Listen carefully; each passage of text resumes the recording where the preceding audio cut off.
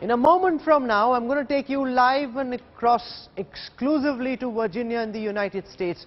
Joining us from there will be Arif Jamal. He's a well-known Pakistani author, a journalist for more than 20 years. And I first want to give our viewers a sense of who the man is, who they're about to meet, because he's got some very, very sensational and damning points to make. Let's just take you through a brief biodata of Pakistani author, journalist Arif Jamal. He's currently based in the United States. He's an expert on global jihad. He began his career in 1986. He's contributed to the New York Times. He's worked in a cross-section of Pakistani media. He's written more than 200 investigative articles on Islamist politics in Pakistan, jihad in Kashmir, and the Pakistani army. His first book was Shadow War. It analyzed Pakistan's operations in Kashmir. He's also written a book on the Lashkar-e-Taiba and Hafiz Saeed. This book is called The Call for Transitional Jihad, which exposed the connections between the ISI and the Lashkar-e-Taiba. Let's now go across live and exclusive to Virginia in the United States. Joining us from there is Arif Jamal, Pakistani author, journalist, commentator. Mr. Jamal, welcome to India today. And I want to begin by asking you about Dawood Ibrahim's presence in Pakistan. How is it that he's been able to survive for so long in Pakistan without the state coming down on him? That is very simple. Pakistani support to Dawood Ibrahim and his group is actually part of Pakistan's strategy to bleed India. And whoever is ready to act against the Indian state, Pakistan would support him or his group. So I see it as part of a bigger strategy. It is not just Dawood Ibrahim or his group Pakistan is supporting. From what we've been able to gather, Mr. Jamal, Dawood Ibrahim tends to keep a low profile. He rarely mingles with journalists. You're one of the few people who actually got to meet the underworld Don. Tell our viewers about where and how this interaction took place.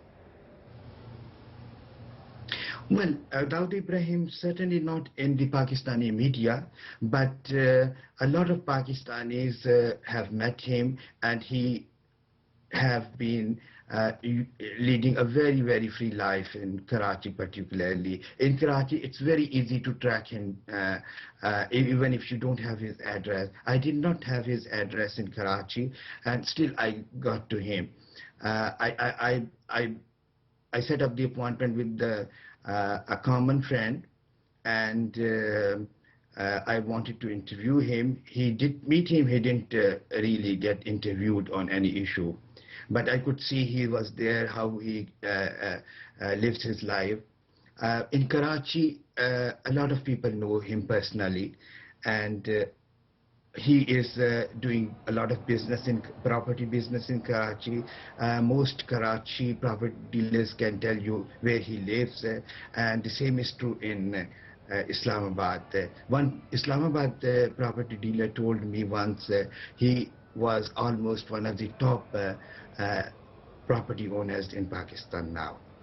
Can you tell me, Arif, which year did this meeting that you're talking about take place in?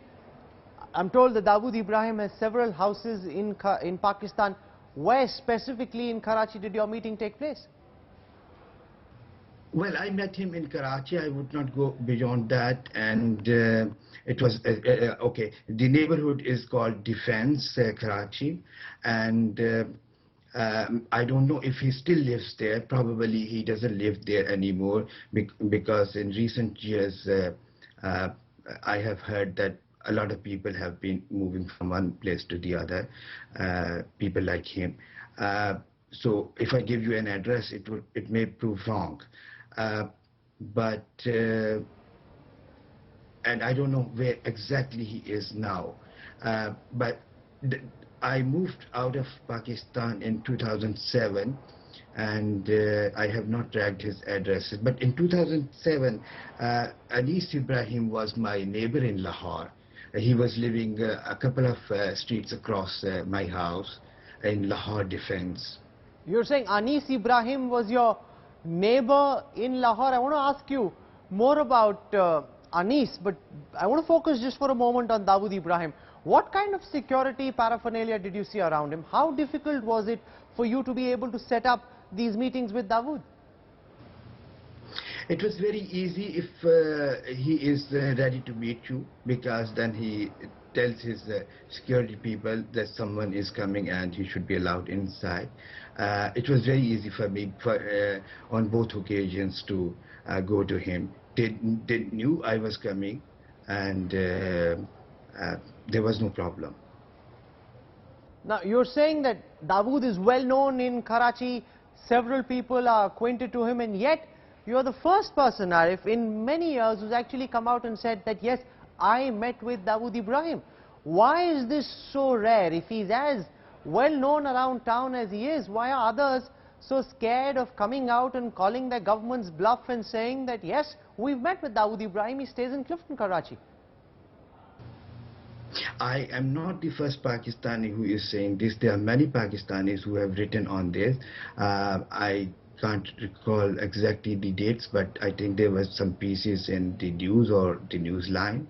And there is a book, again I am forgetting the name, but I think if you Google you can find it. The author of that book is a Pakistani, and he had interviewed him.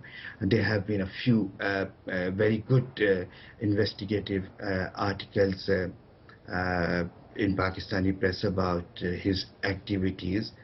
So I'm not really the first. I think I can recall 3-4 other names now. Okay. If you Google, you will find all those articles, and they were very original articles. Arif, how often did you meet Dawood Ibrahim? How long did these meetings last? And can you give our viewers a sense of the conversation that you had with Dawood and what Dawood told you? Well, I met him a couple of times. Once it was a brief meeting, and once it was a little long chit chat. We talked about everything, but it was I was made to promise that it will not be made public. I don't know if you know, but recently, just a couple of days ago, the Indian government put out a new image of Dawood Ibrahim. It's the latest picture of Dawood Ibrahim. Did the person you meet look like the man on our screen, the man who's been in the media recently? Did he go through any kind of cosmetic surgery? Does his face look the same as it did when he used to sit and watch matches in the cricket box at Sharjah? Well, I think I could see that no facial surgery had been done. Now, I'm not an expert, but I had read this, and I had heard some rumors about this, and I did probe it with my eyes. No, to my naked eyes, I couldn't guess anything. But he looked a little older and worn out when I met him. Older and worn out, but no cosmetic surgery that you could tell. You know, what kind of a house did he live in? How many people were there? Did you get to meet any of his family members? And also, was there anyone else with you when you went and met Dawood?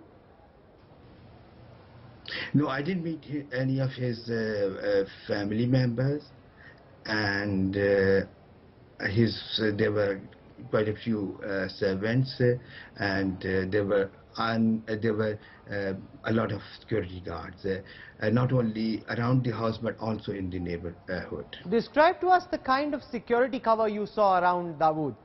Did you see people from the military? Was there private security? Was the ISI involved in any way in protecting him? Well, I didn't check who they were, but they looked very alert and well trained in their job.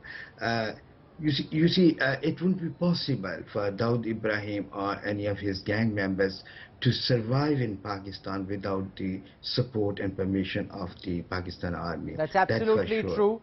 I agree with you 100%.